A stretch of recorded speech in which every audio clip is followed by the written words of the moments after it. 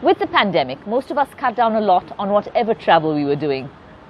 Journeys became few and far between, and when we did travel, it was maybe to some place close by. Now imagine going to the edge of space and back. Well, today we're meeting a young woman who did just that. Sirisha Bandla is Vice President of Government Affairs and Research Ops at Virgin Galactic. And about a year ago, she went right up there on the Virgin Galactic Unity 22 test flight with Sir Richard Branson and 4 others, beating Elon Musk in the journey to get up there in their own craft. And we'll be talking to her about her journey there and back. Okay.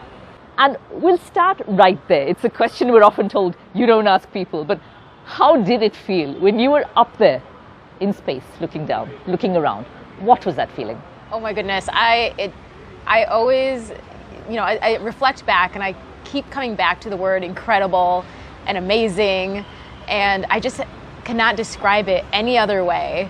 It's really an emotional feeling, almost a mental state it's hard to describe, which is why I can't wait till more and more people are able to experience this very transformative journey. And to be honest, I cannot wait until there's poets and professional communicators that go into space and come back and are able to just talk about the experience much more eloquently than an engineer could. But I'm sure it must have just, was it life-changing? Did you feel different? I didn't feel different, but, looking out on the Earth and seeing the thin blue line of the atmosphere really put into perspective how lucky we are and how fragile our planet is. And it was incredible to see I was looking out at the southwestern part of the United States. We talk about the states, but I saw no borders. And it put into perspective how divided we've become. Yes. And seeing the brilliant Earth just against, the matte black and void of space just made me feel small, but it didn't make me feel insignificant. So I returned back to the planet really energized to pursue, positive change for good and really appreciating what we have. Absolutely. The divisions are meaningless. When we're just a little blue speck in space, the divisions are absolutely meaningless. Wow, it must have been absolutely fantastic. It was absolutely incredible, and I cannot wait to share it with so many more people. I truly believe, I know this is going to sound a little mushy, but I truly believe the more people that have seen that view I think it will have a profound downstream effect on being kind to each other, respecting our planet, and I think you'll see that as we send more and more people to space. Absolutely. Yeah. Now, of course, we're claiming you, Indian origin woman, you are ours, and you're the third, like I was saying, after Kalpana and Sunita Williams. They must have crossed your mind when you knew you were going on this trip, when you were preparing for this trip. 2 very different stories. What are your thoughts about them before you went up? I have wanted to be an astronaut since I was young, and I was studying the careers of the Apollo astronauts and those that stepped foot on the moon. And as much as I respect what they did, they're definitely pioneers. It didn't really feel, I didn't connect with their journey. It felt so different than what I was, my journey and my identity. And it really wasn't until I saw Dr. Kalpana where I saw a woman, an incredible woman, a pioneer that I shared an identity with. Yes. Where I saw that becoming an astronaut wasn't just a dream, it could be a goal that is attainable. So I've never met Dr. Kalpana, but, she's had such a profound effect on my life and my career. And, my journey puts that same perspective for so many other people where they can share an identity and see a journey for themselves. Absolutely. So many little girls dreaming of space know that one day. One day, yeah. And it's interesting because it really is a mental barrier. It's not that wasn't a physical barrier there keeping me from pursuing being an astronaut, but something about seeing someone I could actually see myself in their shoes just made it so much easier for me. That's what representation is really all about. When you see somebody who looks like you going there, yes, you know it's possible. Yes, absolutely. They showed it was possible. Yes, absolutely. Yeah. And what were the preparations you had to make? Because of course it's not catching a bus, it's not hailing an auto. You went up there, you had time in zero gravity. What were the preparations you had to make, physical and mental, for this journey? Yeah, and that's actually the best thing about Virgin Galactic. We have a training program built into the entire experience. So for myself and my crew, we were on this flight to do a job. We were checking out the interiors. Yes. I was doing an experiment. So we had very intricate choreography throughout the cabin. So we started training about 2 months ahead of the flight. Part of it was going on a parabolic flight and experiencing microgravity and making sure we knew and were comfortable moving around in Were you microgravity. comfortable? Yes, I'm made for zero You're G. made for zero G, okay? I am made for floating around. It does sound good. It was amazing. I love it. It's my environment. So we did the parabolic flight, did zero G, right. and then Colin and I, my crewmate, got together. We have a mock-up in our facility where Yes. it's just basically the interior cabin where we practiced our choreography. We had our flight suits. We got to know all of the operational procedures. But another part you actually mentioned was the mental preparation. And part of our training is that. You've got the physical preparation, the operational preparation, but there's also a mental aspect for preparing yourself for that transformational journey. And we were able to talk to people that have gone through the experience before. We were able to sit down with teammates at Virgin Galactic and talk about what this journey actually meant for us. Okay. And sitting down, actually expending time in, the hectic, every day is hectic. Yes, yes. But carving out time to write it out, talk about what your goals are, what this means for you, really, really helped prepare me emotionally and mentally for this. Now, ticket sales have begun for people to become future astronauts. What will they be able to experience? If they do buy this ticket, get on this ride, get all the preparation done, what will they be able to experience? Yeah, I'm so excited to share this experience with so many more people. A lot of people think the journey starts when you take off from the runway, Okay. but the journey actually starts when you decide you want to become a future astronaut with Virgin Galactic. And as a Virgin business, we value the customer experience. It's our product. And as soon as you decide you want to become a future astronaut with Virgin Galactic, you're taken in with the team, you're introduced to the community with people that are also going to space to talk about each person's personal journey, and you'll have that communication with the team How until long is you this fly. entire process? So it depends on when you decide to, as soon as you decide to buy a ticket, you're introduced into the community. When you're about to go to space, you'll arrive about 5 days ahead of time, and you'll have 5 days of training before taking the space flight. And then, of course, the actual experience. And then the actual experience, which is incredible. It's 90 minutes. Yes. So you take off from a runway like you would on a normal airliner. And during the climb up, you have time to talk to your crewmates. If you're a researcher or a scientist, you have some time to do some final preparations. And then you have the release. After all the safety checks, they release the spacecraft from the mothership. And you have a few seconds of free fall. And then the rocket motor lights, and you have 60 seconds of boost. And as an aerospace engineer, we talk about the microgravity portion, the view of Earth, but that boost phase where I had the power of the rocket motor behind me, and I can see in my window the sky that I've looked up at every day, the blue sky transitioning into the blackness of space was just, it's an incredible moment that's been etched into my memory. And people who want to be space tourists, who want to go up there, do they have to be supremely fit? No, so that is part of opening space up for all. Is my journey was because I wanted to be a NASA astronaut, but I was disqualified because of my eyesight. So I chose at that point the non-traditional route of going through commercial space. But commercial space is becoming the norm. It's becoming the method that we all use for space travel. And part of opening space up for all is not to put limitations on who can go. So you don't have to be a young gym rat with zero body fat? I'm not a young gym rat with zero body fat. So no, you do not need to. That is good to know. But you've talked about the excitement of going up, but is space tourism really going to be a reality? What is the current cost for this experience with Virgin Galactic? So Virgin Galactic's tickets are $450,000. We have over 800 people signed up. Wow. And really, you look at the market, there's multiple companies offering space tourism experiences. And, competition is great. It shows that there is a healthy market out there. And yeah, so as we build out our fleet, we have 2 spaceships. One's about to go into flight test, the other one's completing his flight test. We're going to build more spaceships, more motherships, reach a flight cadence of 400 flights. Okay. And as we reach that scale, we hope to see the price of it come down as well. Down from $450,000, which is, not everybody has that in their back pocket. So it's still quite a lot. Yes, but you've got 800 people signed up for that already. Okay. And you do think costs will go down? Yeah, as we scale, I see the hope is that all of the costs will come down. And one other portion of the access to space is also on the science and research side. Yes. So for scientists and researchers, this is an opportunity that they don't get. Typically, you have a payload, a research experiment, and you take it to an agency, ISRO, ESA, NASA, and they'll send it up to space and you collect the data. But now with suborbital systems, a researcher can conduct field research in space. You can go with your experiment. You said you had conducted an experiment there when you went.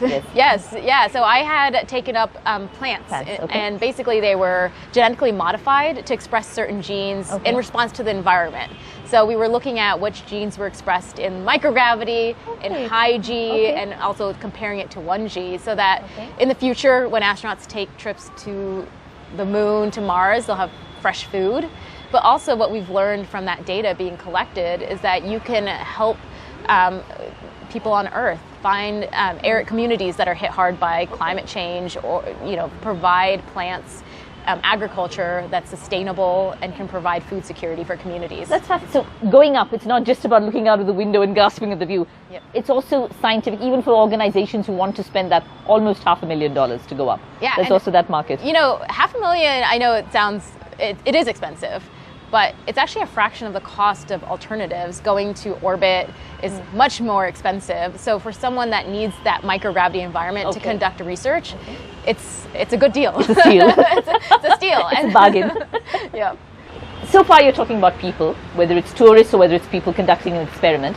Is the business model all about taking people up for Virgin Galactic? Is that how?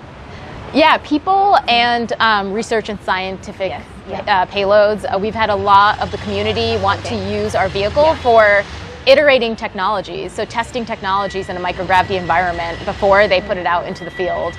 So it's been people for tourism purposes, people for research purposes, and also payloads that run by themselves. Other private aerospace companies also launch satellites. Are you doing that? Do you plan to do that? No, not at this moment. We are focusing on scaling up our suborbital system and our suborbital business. So right now it's people. People, and research payloads, of course. Okay. Now, as I mentioned earlier, there was that race between the billionaires, Richard Branson and Elon Musk, to actually get up there in their own craft. Richard Branson won this one. What was the feeling like in the company at that stage? I think it was a good win for everybody. And it wasn't that Richard Branson was first. It's a milestone for the company that we were able to send people to space in the cabin, because we're a human space flight. Galactic is a human space flight company. No matter if it's a test flight or a flight with customers, there's always 2 pilots. So, I don't really like the term race, because for us, we weren't racing. We weren't going to do anything if we weren't ready, because we know the value of the human life. We know the value of the team and processes, and put safety as our foundation of our culture. And I know people think it's not fast enough, but we're not going to do anything we're not ready to do. Better not rush out there. It was really a coincidence on timing that we flew in July, and then the other companies flew afterwards. Okay, all right. And I can't help but ask, Richard Branson, this larger-than-life multi-billionaire, what is he like? He's such a good guy. A good guy. He's a great guy. But what I've learned so much from being one of his crewmates. He is a customer experience architect. He's done it successfully in so many of his companies. So his being on the flight, providing feedback, taking the first trip so that he can experience it and then pass it on to all of the customers after him was a great data point for us. So the whole airline experience and all that would have. Yeah, hotel experience, everything. Richard is the king of hospitality, and what we're providing, of course, is a space flight, but it's a customer experience. And of course, comparisons are inevitable. Yep. Between Branson and Elon Musk. How would you compare and contrast the two men in their styles of working from what you've seen, of course, from the outside? Yeah, I mean, what I've seen from the outside, it's every product is different. I mean, Richard and Virgin Galactic especially are focusing on a holistic customer experience journey that starts, again, well before the vehicle starts on the runway. SpaceX, Elon Musk, his focus is to get humans to be a multiplanetary species. He is working on vehicles that will get us to Mars and that will settle us in Mars. So it's really different products. Again, competition is very healthy in the marketplace. Competition, that's what I wanted to ask. Is there much overlap between what you and SpaceX do, Virgin Galactic and SpaceX, or is there much competition there? How? Not really. So we focus on the suborbital journey for space tourism purposes. Yeah. SpaceX has been doing satellite launches to date and has been a contractor for NASA for a lot of their missions. So not too much, but honestly, I mean, the space community, we all, especially on the policy side, work together to create policies that are conducive to innovation and a private sector capabilities that can supplement government capabilities. So you might lobby together when it's a common cause. Yeah, of course. Now, we've been to space and back. I'm going back to the beginning. Yep. You're a Guntur girl. Yep. You're from Andhra Pradesh. What was the journey like? You were there for the first 5 years of your life, in small towns, I'm guessing, to up there. I was born in Chirala, and one of my earliest memories is during one of the power outages, one of the blackouts, and I remember sleeping on my grandfather's and my grandmother's rooftop. Yeah. And the stars, I don't remember ever seeing stars so bright. When there's no light pollution, they just almost seem like they're laying on your face.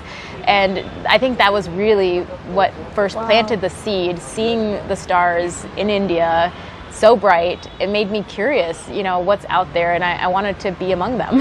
You said you had the dream from the time you were a little girl. Yeah, and so I don't really know when I decided I wanted to be an astronaut, but I do remember this memory of when I wanted to start exploring what's out there. What would you like to say to other little girls and boys who have that dream? What would you like to say to them if they're sitting there looking at the night sky and thinking someday? I mean, my biggest advice is to, center yourself and follow your passion, because there's going to be ups and downs in every path you choose. But if you bring yourself back to what drives you and what your goal is, it's going to take you through the ups and the downs. And everyone's journey is different. I definitely looked at the pioneers before me to give me my first steps. But it took, charting out my own path to get to where I need. And I just want to say, everyone's journey is going to be different. Don't compare yourself. It's not a failure if you don't do the same thing as the person next to you, and you're going to have a brilliant journey regardless. Every journey is individual. Yes. Like you said, you didn't go the NASA route, but you still made it to space. Yes. Absolutely. And we have, of course, in India, so many thousands and thousands of science graduates, engineering students. Do you see a growth in the number of women coming into STEM, coming into science, technology, engineering and maths? Or do you still think there is some kind of mind block? I do see a growth, and it's due to representation, like Dr. Kalpana and Sunita Williams and Dr. Swati Mohan, like calling out from the Mars rover. I think that kind of representation is allowing young women to see themselves in this industry when they didn't think it was an opportunity before. But just like everything else, there's still a lot of work to do. Another piece of advice is always to find a mentor that's navigated some of the struggles before you, that can help you navigate some of the things that will come your way, because there's still a lot of work to do in that area. And finally, if you get a chance, are you ready to go again? Oh, yeah, absolutely. That's actually, so I got off the spacecraft. The first thing that happened was I saw my dad. He gave me the biggest hug. Oh. And then the second thing, I saw my CEO, and I said, wow, let's go again. When do I go on next? Yep, sign me up. I'm ready. Thank you so much for talking to us today. Thank you. So that young Indian woman you saw on that very first flight with Richard Branson going to the edge of space and back, she was with us here today. Sirisha, thank you so much for that lovely conversation, and I hope lots of young girls and boys feel that they can also do this wherever they are right now. Thank you for joining us today on NDTV.